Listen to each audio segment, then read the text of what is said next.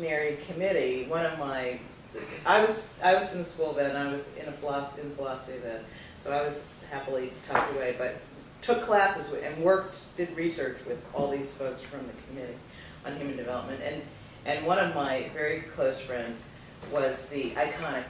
Everybody thought, I didn't go to graduate school, by the way, to become a professor.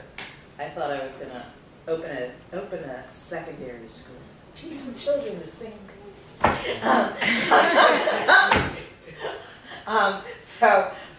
So I was like very laid back. I like enjoyed my classes. I enjoyed reading all kinds of stuff. I didn't really worry too much about it. But my friend was possessed. He knew from day one he wanted to be a professor. He even got little wireframe glasses that he didn't need. And he always was putting leather patches on things. And at Chicago, it's primarily graduate students. So actually graduate students don't have opportunities to teach. There's one program that was the Western Civ course, famous Western Civ course, that had a few TAs. So he competed and got in that group. And so that was one of the few opportunities to get experience teaching as a grad student. He did everything right until he put together his dissertation committee. And then, I don't know exactly what went wrong, but he put a sociologist on there. He followed what he'd been living, which was this sort of interdisciplinary life, and it completely exploded. And so when it came time for him to get a job, his advisor, who was on my dissertation committee and was somebody who guided a lot of the research projects we did, basically said, I don't understand what it is that he does. So I can't really recommend him. He seems to be interested in something aside from psychology or human development or whatever. It's something odd. I don't understand it, and I can't really. And this is a very powerful fellow in the field who placed many, many people who I still know and still are my colleagues. So it was a 2-year struggle, and because his degree wasn't in sociology, the sort of very supportive sociologist on his committee couldn't get him a job in the sociology department. That didn't make any sense either, because at that time most sociologists were quantitative, and he was definitely not. And so this very talented, very intense, directed, goal-oriented guy abandoned this ship of higher ed and created a business designing modern furniture, and that's what he still does. And he's happy as a clam. But you know, it was a transition, and it was like it sent shock waves really through my peer group. And it was a very, so this was a long time ago, before most of you were born. So that's story number one. And story number two takes place maybe a decade later. And I was at Illinois. I was probably 15 or so, head of women's studies, and worked very closely with my colleagues who were the heads of the ethnic studies programs, which we all were administratively in arts and sciences, but had faculties from all over the campus, students from all over campus. And we really were the embodiment of interdisciplinarity. At that time, the first year that we all worked very closely together, we did not have tenure rights. So all of our faculty, we could have up to half of a faculty member, but they had to have a tenure home somewhere else in the university, because of course we couldn't be trusted. But we did. The chancellor we have here, Nancy Cantor, became our chancellor, and all of a sudden the game was afoot. And we did end up getting tenure rights in the departments, but in our units. And but in the meantime, we had to do a lot of work with the departments in which our junior faculty had their homes. Had to have lots of conversations about what it meant to be feminist theory scholar or a women's studies scholar or a Africana studies scholar, or whatever it was, in the context of, sort of harsh disciplinarity, I would say, in the history department or in geography or in English. And so lots of conversations with untenured faculty about just this matter of, it's a slight take on Jan's view, I use the word legibility, of making yourself legible to those who are going to be in a position to evaluate and judge you. And that doesn't, it's not to put all the burden on you, but it is to say new forms require a lot of embedding to be accepted. When Signs came out, nobody accepted that that was a legitimate journal. It was just a bunch of women whining. Now it's, it's like old school. About as boring as it comes, old Signs. But every twist, and it's interesting because I think, again, interdisciplinarity isn't actually foreign to institutions. The sciences have long been all about it. Sciences, the physicist publishes an article, he's got 58 co-authors. A lot of the things that Jan talked about as being problems are not problems other places in the academy, but they are not translated in that way. It's in a tradition, and it's in a language that the people there understand and choose not to. It can't be translated directly.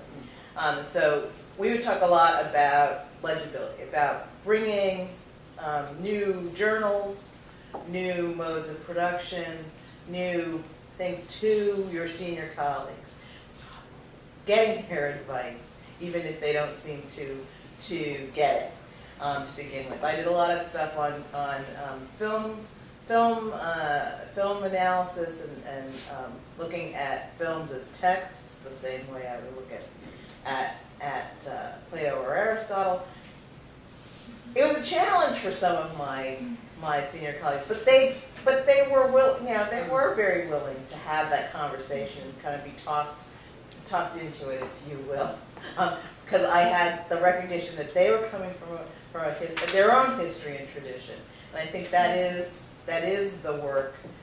You can't go for 6 years and then expect everyone's going to say, "Oh yes, that's so great. Their CV looks completely different than any other one I've ever seen," but I think that person's one of us. And as Jan said, there is a certain amount of. In the first tenure case I ever knew, I was an undergraduate, and one of my best friends, her advisor, did not get tenure. And that was the first, I didn't even know really what that was, except that he wasn't going to be back after next year.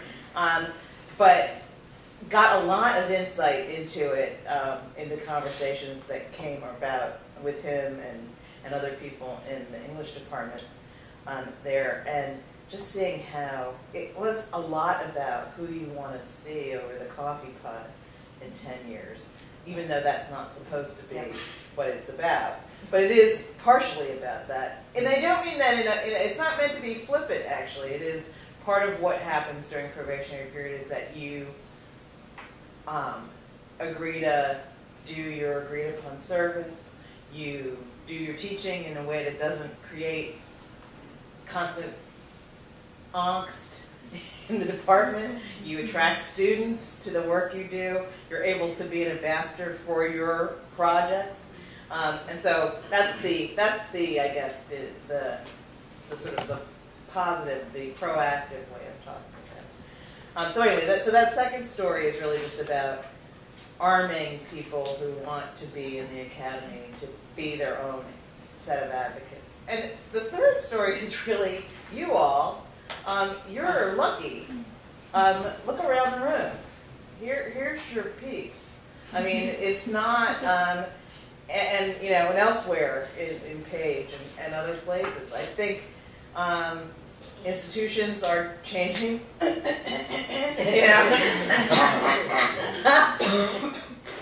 bang, bang, bang, tap, tap, tap.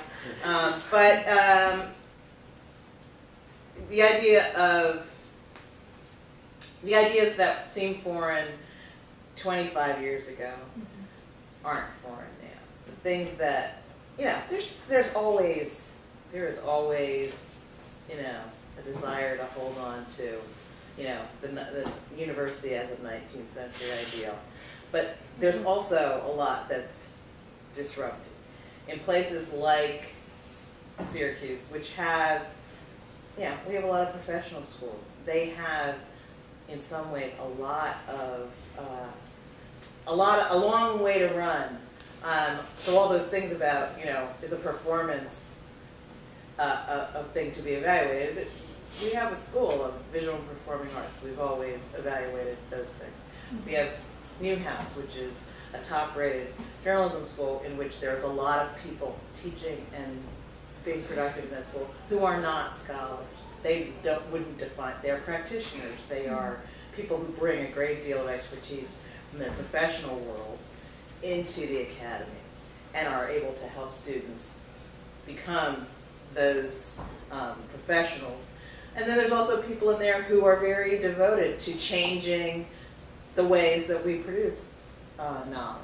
So there's a way in which we have a lot of meeting of a variety of different accounts inside all the schools and colleges, not just the professional ones, but it's easier in some ways for them to think about their effects in the world because they're always sending students out to have an effect in one way or another on the world.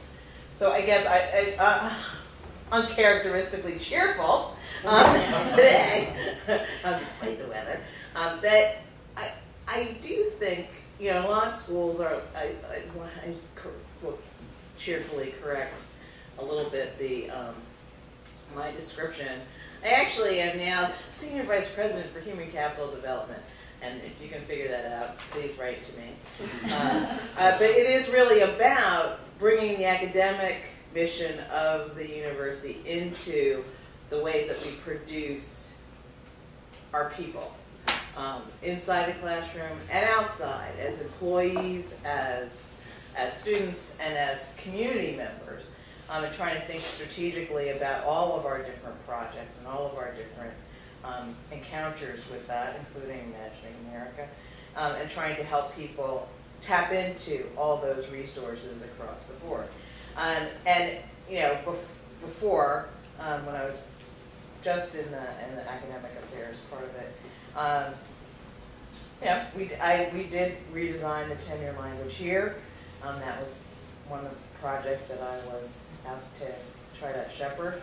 And so that whole conversation about artifacts and modes of production is very familiar. It feels very, still very fresh. And I think lots of places are having it. They're going to have it in different ways. I think you should, just like I would tell high school seniors, look, go breathe in a place, sniff the air, make sure it's your place. I was, I think, lucky to go to Illinois. For a philosopher of education, there really was no place better to go as a junior person at that time. It was the only place that had 6 philosophers of education in one space. But I don't know whether I just had a little bit of freedom or having worked at a huge mergers and acquisitions law firm just gave me balls. I basically just said, I'm going to do the things that make me feel satisfied, because if they don't want to tenure me at the end of that, I don't actually want to be here. And so I'm not saying I recommend a cavalier attitude. It's more that it's a lot of investment in a lot of things, and maybe being tied to this is the only thing that would make me happy or satisfied is not the question to ask. It's what are the things that make me want to get up in the morning and do the work, no matter how hard it is, or no matter how, annoying sometimes people can be. What are those things? Where can I do those things with some support, some colleagueship, some friends, some people that will make doing it seem like a joy. So that's my advice. Thank you both. Would it be okay if we took some questions? So folks, if you have questions, you can feel free to ask. Do we give them your card or just ask them? Ask it. Okay. So I have 3. Should I only ask one? Start with your favorite. So I suppose one of them you actually sort of covered. So I'll ask, how does applying for positions at universities outside of the United States happen, and do you have any insight into whether or not they're also struggling with these same sorts of things or the same sort of strategies of getting the lens being legible still apply? I don't know that much about universities outside the U.S. except for, I mean, the only ones I've really seen my students go to are in Canada, and they were Canadian. So, I mean, the one thing I'd say is there are issues. There's issues coming into the U.S. as not a U.S. citizen, and I always take the view that the same concerns that arise for our government are usually the same ones that are in other countries, because they want to protect have as full deployment as they can of their citizenry. But I have definitely seen folks get jobs there, but you have to be able to legally work there. I mean, I would say that from an HR point of view, and that sometimes it's a little challenging, as I said, both coming in and going out. And what I would add to that is there's like an upside and a downside to the fact that many people who spend a lot of time in higher ed have a primary identity with their discipline and not with the geographic place they live. So sometimes there's a real downside, because we all live in Syracuse, and we would hope that we can be part of many communities, and that there'd be a certain identity with what we have here. But I've known many faculty, I see people shaking their heads, you do too, who so identify with their discipline that they could be anywhere, really. And so that's the downside. The upside of that is you tend to know people around the world in your discipline, especially if you work in a really particular part of it. And so that puts you in networks. And so I'm networked with people in my field, and it goes across borders. And I've had opportunities where I could have applied for jobs that I find out through those networks, and especially with the internet. And there's so many, there's just so many ways to be in touch with people in your own field and find out what people are doing. And again, go to conferences, visit colleagues whose work sounds really exciting to you. And that does, I know people that leads to jobs, right, with the caveats that Cal added about the issues of not being a citizen, blah, blah. Sure. It's connected, but it's a little different from the topic of conversation today. And I've been thinking about ethics, and in particular, ethics involved in doing research, and in particular, institutional review board components. And I'm thinking about this as a dissertation writer who's doing a project right now who is working with human participants, and imagine my project and the products that I will produce from it in one sort of frame of mind, traditional scholarly production, not thinking about the other kinds of conversations and artifacts and publics that might be stakeholders in that, and how I might distribute knowledge in other ways and make knowledge with my participants in a variety of ways that publicly distribute it in lots of different ways. And so I'm just sort of wondering about what are the relationships of ethics, public scholarship, engaged scholarship when we have campus community interactions, and the role of institutional aegis in that. Well, I would say I don't think it's, at its heart, I don't think it's any different. The basis of the IRB is that you're not going to harm your subjects. I mean, the difference is that in the way that you're describing it, they're not all subjects. They are sometimes participants and actors in it. But the initial caveat of doing no harm, I think, still certainly holds. And I think it takes a lot longer to do that in a way, right? Because you have to build the relationships that allow for that, both the trust in Aaron. It's also, again, I'm not sure it's a normative practice in the academy to include others as knowers and producers of knowledge. It's an epistemological problem in some ways more than an ethical problem. And once you've genuinely made that invitation, I think then making sure that you remember that and keeping that at the forefront of how the products get both produced and disseminated, and what are the audiences, and who is potentially harmed by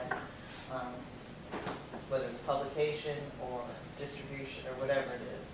I think that keeping that relationship then becomes central to, as I said, both the epistemological and the ethical. And I would just add that there are certain structures, in the university that are based on certain fields. And so, coming from the arts, sometimes when I try to fit what I do into some of these reviews, it's really difficult. It doesn't translate. And so, I think it's very valuable if we look at ourselves holistically, and we're partly a member of our university community, just to add another community. Then what is it that we can do, and at what point in our career? I'd say, once you have some stability and perhaps tenure, what can you do to try to expand and find variations on the theme? And so just one little small thing we did in Imagining America is we worked with the OIRA, what does it stand for? It's Institutional Research and Analysis. And they're the people, on every campus, SU has one as well, they're the people who come up with the forms for course evaluations. And there weren't forms for course evaluations of scholarship and action courses. And so we worked with them because they know the norms, and they appreciated that there were certain ways. We came up with two models, one, a different evaluation form for professors who could use one strictly for courses that had a very strong community-based component, or a little supplementary form for people who have to use their department's form, so here's a little supplement. So there are things you can do. I consider that part of the work of someone in higher ed, but you have to see your work in that way, that it's not that furthering, it's work that you further, and it's not just in terms of scholarship in your field. So I think that's important. And then just the only other word I want to say in relation to what you said, TJ, is reciprocity. It's just a good practice. It's good to always remember that in terms of do no harm. If the people you're working with, make sure that they're getting as much out of it as you are. Thank you both. I think it was very illuminating and insightful. This piece about scholarship in action and public scholarship in particular really fascinates me personally. And I'm very interested. I don't think knowledge that doesn't advance human civilization is worth knowing. That's just my personal perspective. If what your knowledge base isn't contributing to advancing and helping human and people, I don't think it's worth having.